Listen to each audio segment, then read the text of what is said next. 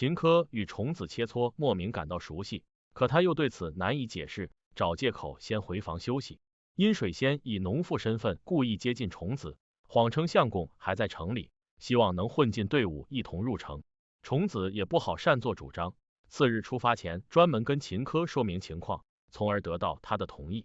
考虑到交王修炼100余年，身边还有精兵强将，比较难对付，所以秦柯提议分头行动。众弟子共分为2支队伍，前者随同秦柯带着伏妖灵探查千尺窟，后者需听司马妙元安排，留在城内寻找安置幸存百姓。然而阴水仙莫名消失，正当虫子到处寻找之时，听闻秦柯被蛟王吸进千尺窟，生死不明。在虫子的建议下，大家先去附近的云峰派求援，继而赶往洛河实施营救。阴水仙突然出面阻拦，相较于昨夜的温婉妇人模样，此刻黑衣袭身，仗剑而立，面露冷狠神态。虫子恍然阴水仙竟是来自魔族，但是司马妙元丝毫不把他放在眼里，嘲讽他叛离仙门入魔。二人交手数招，司马妙元落得下风，虫子和隐心魔接连加入其中。隐心魔提醒阴水仙赶紧入河把蛟王弄出来。千尺窟内，秦柯用伏妖灵捉拿蛟王，又担心河岸上的同门遭遇不测，妖王让秦柯先去帮师兄弟，表示自己绝不会逃走。秦柯对他有所改观，实在不解他若有这般胸襟，为何会频频袭扰百姓。关键时刻，洛阴凡从天而降，击退魔族，紧接要求秦柯交代蛟王下落。秦柯自知瞒不过洛阴凡，索性道出魔族逼迫蛟王入魔无果，冒充他杀害百姓，借着仙门力量将他除掉。也正因如此，秦柯明白蛟王无异于仙魔两界，寄情于山水之间。洛阴凡能够理解秦柯的选择，允诺蛟王只要安分守护洛河，也就不用加入任何一派，日后若有难可得南华相助。关于虫子私自下山的行为，洛阴凡依旧是没有任何责怪，反而赞赏他在迎战阴水仙时的沉着冷静，以大局为重。虫子高兴且疑惑师父对自己如此好，又怕是师姐的替身，结果遭到洛阴凡否定，立马喜笑颜开。近来魔族蠢蠢欲动，势力越发强大，洛阴凡与闵云中等人商议，准备找天山派商议达成共识。如此一来，清华和长生两派也就不得不做出抉择。洛阴凡让闵云中和于度先去天山派，而他须得晚些10日，想邀请虫子与他同行。接下来几天里，众子刻苦修炼，法术精进不少，夜里还经常梦见师父，令他芳心萌动。当虫子得知要去天山派，心里很是高兴，主要是能和师父单独相处。反观魔宫收到消息，王月把息壤交给隐心魔，命令他里应外合攻入天山。久闻天山雪景有名，虫子心生向往，可这一路天气恶劣，风雪不断，看似人间仙境，奈何行走较为艰难。洛阴凡亲自为众子拂去发梢雪片，戴好斗篷帽，牵着他的手继续往山上走，很快就到达门派。天山派坐落山顶处，一座长长山脉向远处延伸，分支无数，迎面而来就是雄伟精致的殿宇楼台，琼花玉树千万，令虫子欣喜不已。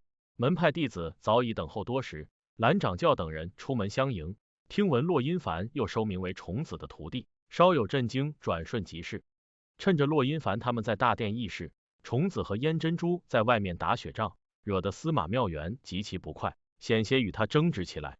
闵云中斥责司马妙元胡闹，实则指桑骂槐，惩戒他们各自回房思过。但是秦柯主动替虫子说尽好话，愿亲自教他规矩。待闵云中走后，虫子向秦柯打听天山派流传的丑闻，继而知晓阴水仙曾是天山弟子，后来爱上师父雪灵仙尊。可惜雪灵仙尊在仙魔大战中命丧天池，阴水仙偷走他的尸身，并且传来入魔的消息，令整个仙门所不齿。虫子认为，就算弟子爱上师父，也不应该偷走师父的尸身，他不明白这其中缘由，索性不去细想。之后，虫子独自堆雪人，遇见清华少公主卓浩，自报家门透露名字时，卓浩立马变了脸色，怒斥他不配拥有这个名字。天山呼声异响，引起众人警觉，果然天池水浪翻滚汹涌，海底通道疑似被袭击破坏。所谓海底通道，乃是魔尊逆轮偷袭仙界，为掩人耳目，瞒天过海，利用虚天万魔在万域海底和天山天池之间秘密建立一条通道，召集魔族一举进攻天山。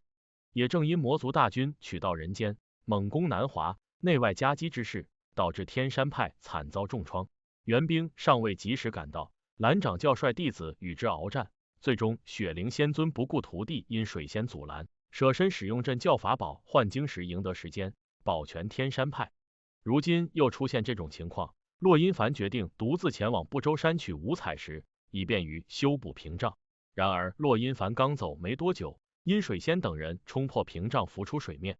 闵云中和蓝掌教带着弟子们布阵对抗，纵然沐浴有心助力天山，可他和鱼肚还要守住南华，防止魔族趁虚而入。魔族三大护法合力，仙门倾尽全力，依旧不是对手，逐渐呈现败势。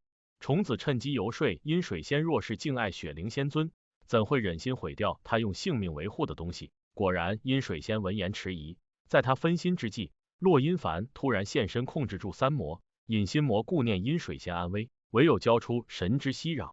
眼下魔族撤退，当务之急是修复海底通道。由于天池底部情况复杂，吉凶难测，洛阴凡作为南华护教，首当其冲潜入水底，闵云中与之同行。藏于水底的天地浊气频频侵蚀仙体，闵云中耗尽所有灵力都难以抵挡，情况异常凶险，漩涡激流机遇将他们吞噬进去。洛阴凡急忙将闵云中送回岸上，而他自己彻底沉入水底。虫子苦苦守在池边等待师傅的消息，云姬关心他灵力无法支撑身体，特命徒弟听雪给他端去补药。听雪对虫子恶言相向，还故意摔碎药碗倒打一耙。云姬听信徒弟的谎话，唯独秦柯坚信众子品行，认为他绝不无缘无故迁怒他人。此刻闵云中被急流逼退出来，虫子得知师傅的遭遇，不顾一切跳入水里寻他。然而浊气对虫子毫无影响，很快就找到昏迷不醒的洛阴凡，嘴对着嘴渡灵气，直至他恢复清醒。在洛阴凡的指引下，虫子凭借五彩石和息壤成功修复通道，也因过度使用灵力，险些在大家面前露出原貌。闵云中和蓝掌教欣喜不已，商量要举办庆功宴，但是洛阴凡的真气受损严重，暂且在虚空秘境闭关调养。反观众子灵力不足，醒来恢复原本容貌，燕珍珠震惊不已，想要为其遮掩无果，继而被听雪发现。燕珍珠急忙去通知洛阴凡，至于虫子则是面临闵云中等人的质问，司马妙元更是趁机公报私仇，朝着虫子狠狠抽鞭子。洛阴凡匆忙赶到，将虫子护在怀里，一再否认虫子的身份。云姬出面证实众子容貌相识纯属巧合，洛阴凡掩盖众子容貌是避免引起事端，以免生出枝节。卓耀作为云姬的兄长，自然是不疑有他，可其余仙尊半信半疑，看向虫子的目光多了一份深究。洛阴凡面露怒色，强调此女乃是扬州文子，入崇华宫赐名虫子，亦是自己目前唯一的徒儿，与任何人无关。若是有人想要伤害他，后果自负。师徒二人回到房间后，洛阴凡再次施法改变众子容貌，照顾他好好休息。与此同时，闵云中还是觉得虫子可疑，就连蓝掌教都觉得魔族近来行事越发肆无忌惮，极有可能与他有关，建议应当把这对师徒分开，以免众子扰乱洛阴凡的心智。话音刚落，洛阴凡强烈反对，若是仙门还对虫子抱有偏见，他就带着虫子返回紫竹林，从此闭关不问世事。大家清楚，魔族势必卷土重来，整个仙门恐怕只有洛阴凡尚可应对，也就没有继续追究虫子来历。秦柯把脉确认虫子身份，发现他完全没有煞气，不免心生疑虑。虫子通过秦柯知晓师姐的故事，秦柯难掩愤怒，劝说虫子离开南华，因为洛阴凡心里只有天下苍生，已经辜负过一个人，不应该继续辜负下一个。可就算是如此，虫子依然出言维护师傅，表示自己留在南华是心甘情愿，全当他执迷不悟。秦柯无奈离开房间。尽管虫子在秦柯面前态度坚决，可他无从得知洛阴凡真正的想法，害怕自己变成师姐的替代品。洛阴凡心疼众子如此小心翼翼，发誓虫子是他唯一的徒弟，一如当初说过的话，彼此相遇绝非偶然。燕珍珠各种安慰虫子，觉得他与之前的虫子倒有几分相似。天山派举行盛会，各派仙尊以及弟子参宴。燕珍珠拉着虫子前去，偏巧在门外遇见骆音凡，师徒二人成为全场焦点。秦柯目不转睛的看着虫子，闵云中和卓耀更是想要亲上加亲，安排骆音凡和云姬同坐一席。卓耀借此机会建议定下骆音凡与云姬的婚事，其他仙尊纷纷应声附和。云姬主动为骆音凡解围，表示二人都是以铲除妖魔、救济天下为己任，目前没有考虑过儿女之情。虫子默默坐在旁边，皱着眉头，胸中酸意翻涌。岂料蓝掌教竟想把他许给首席弟子月桥。还未等虫子回应，秦柯立马站起来，认为大家尊重当事人想法，不该乱点鸳鸯谱。卓浩从门外进来，直言虫子是自己的未婚妻，就算仲子嫁人都轮不到天山派。闵云中闻言火冒三丈，斥责卓浩和闵素秋情投意合，怎会凭空冒出他与虫子的婚约？包括秦柯都忍不住阻拦卓浩，以免他继续说胡话。眼看着场面一度陷入混乱，虫子赶忙澄清关系，继而离席跑出门。奈何卓浩纠缠不休，尾随他来到梅花树下，并且抓住他的手腕。纵然仲子做法抵抗，仍旧无法挣脱。听着卓浩厉声质问，没好气的拆穿他对师姐念念不忘，又有何资格迁怒自己？卓浩哑口无言，脑海浮现昔日种种，脱力般松开虫子，明明已经红了眼眶，还要嘴硬反驳自己对虫子真心相待，到头来竟被虫子辜负。风雪中，那双眼睛似曾相识，仲子于心不忍道歉。卓浩冷静后又恢复倜傥笑意，匆匆告别离去。今夜宴席还未散，在场众人心思各异。虫子独自踱步梅花林，不觉行至深处，意外发现被白雪覆盖的青黑石板，一笔一画刻着8个大字：师傅，水仙，生生世世。虫子若有所思，恍恍惚惚回到店门口，直至宴会结束。昨夜过后，卓浩像是人间蒸发般消失。东君之女之姬跑来大闹，哭诉卓浩处处留情，非要清华宫给他一个交代。这场闹剧传得沸沸扬扬，实在太引人注目。卓耀作为父亲觉得丢脸，所幸闵素秋知性大方，愿主动与知姬交涉，三言两句让他知难而退。两家婚事会照常进行。仙门大会整整热闹7日，等到第8日，各派陆续辞行。月桥惯于逢场作戏，看中虫子的美貌和尊贵身份，意欲留他在天山派多住几天，结果遭到拒绝。如今兵魔在途州作乱，闵云中建议骆音凡和云姬前去处理，骆音凡竟带着虫子先行一步。云姬眼下失落，约定途州会合。师徒二人途经已经废弃的月老庙，虫子抽得上签，高兴的挂上彩带祈愿，希望余生能和师父相守，永不分离。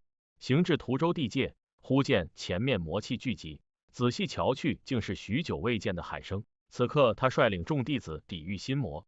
骆音凡和虫子觉得海生能够自创法术，劝说他应当开山立派，并且赐名浮生，意为扶持苍生为己任。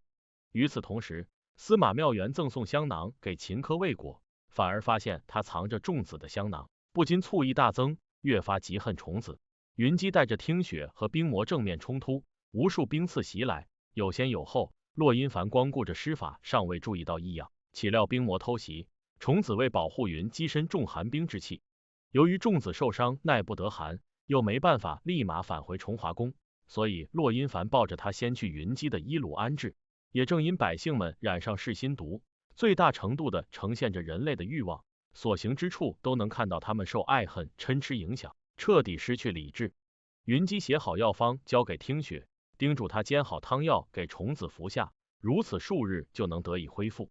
其实云姬对于虫子身份始终抱有怀疑态度，好奇当初虫子是否形神俱灭，文子与虫子之间又有何关联。骆音凡依旧没有将真相告知云姬，而他对虫子有别于师徒的心思已然被云姬看在眼里。随后云姬亲自给虫子煎药，虫子醒来看到他和骆音凡单独相处的画面，难免会觉得不舒服。虽然想要立马返回紫竹峰，可是百姓中毒未解，还得多留一段时日。云姬把噬心毒解药送给虫子，继而提及阴水仙身为仙门弟子，因一己私欲爱上师父，招致恶念，自食入魔苦果。这番话看似善意点拨，可在虫子听来有些刺耳。全村百姓激愤围攻伊炉，又在骆音凡和虫子的帮助下服过解药，彻底恢复神智。虫子知道大家绝非有意为之，为消除他们心里的愧疚，谎称先前都是幻想。骆音凡闻言深感欣慰。随后，骆音凡为保护虫子被噬心毒侵体，明知粽子有解药却不用，认为自己静心抑郁3个月就会没事。如今事情都已结束，骆音凡看出虫子不愿留在途州，便主动向云姬辞行。岂料云姬以粽子伤势未愈为由，提出要跟骆音凡回紫竹峰，表示既能照顾虫子，还能让骆音凡抽空处理公事。本来虫子想要拒绝，奈何骆音凡已经同意，令他失望又气闷。正是云姬入住紫竹峰的消息传开，南华派上下议论纷纷，认定云姬与骆音凡结亲已成事实。闵云中更是喜笑颜开，且不论骆音凡如何解释，他都已把云姬当作崇华宫未来女主人看待，甚至还想让虫子搬到玉尘峰，以免影响骆音凡和云姬的好事。虫子连续数日没有见到骆音凡，心心念念要去找他，反而遭云姬阻拦。云姬发现虫子带着一枚发光的玉坠，并且对此起疑，尽管骆音凡找理由回应，可他知道依旧瞒不过云姬，唯有另寻对策。这天，虫子忍不住跑来找骆音凡，一声声师傅喊得骆音凡郁毒发作，呵斥他不要靠近自己。虫子看到骆音凡紧闭双眼，仿佛承受着极大痛苦，急忙上前为其擦掉额头汗水。骆音凡感觉到虫子越靠越近，声音轻柔，连带着热气呵出，一步步侵占他的理智，到最后情难自制的抓住虫子的手腕，目光晦涩难懂。然而念头刚起，骆音凡因云姬出现猛然清醒，遍体热意被压下，恐惧、羞惭与自责。云姬二话不说就把虫子推出门外，质问骆音凡是否喜欢虫子。骆音凡猛地抬头看向云姬，恳请他务必帮忙保密，绝不可对外界透露。